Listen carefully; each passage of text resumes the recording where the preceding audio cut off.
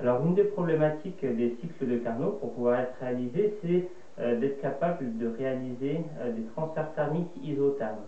Le problème, c'est que quand on utilise des échangeurs de chaleur, ceux-ci sont plutôt isobars, hein, si on néglige les pertes de charge, et donc on a plutôt des échanges thermiques isobars.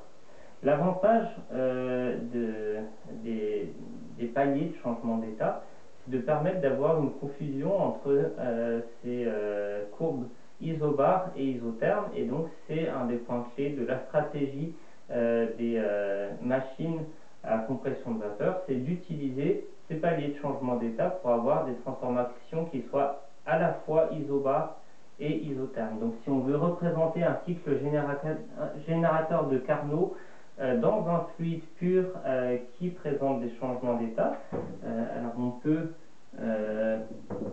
représenter la température de la source chaude et la température de la source froide.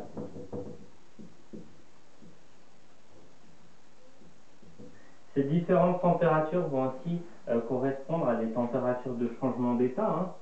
Donc ici, c'est une basse pression qui correspond à la pression de saturation de la température froide.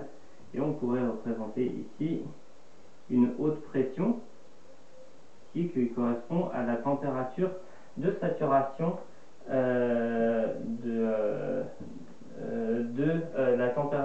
à la pression de saturation de la température chaude. Et donc, dans cette zone diphasique, à deux entropies spécifiques différentes, S1 et S2, ici,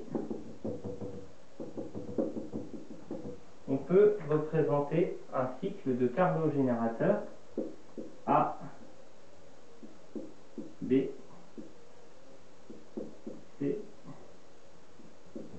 D et de nouveau A, qui permettent d'avoir deux transformations adiabatiques réversibles, hein, une compression et une détente, et deux transformations qui soient à la fois isobars et isothermes lorsqu'on reste à l'intérieur de la courbe de saturation.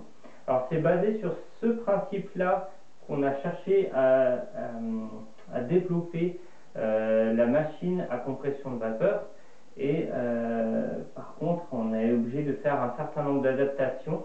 On n'est pas capable de réaliser exactement ce cycle de Carnot, donc dû à des contraintes techniques qui vont être détaillées par la suite.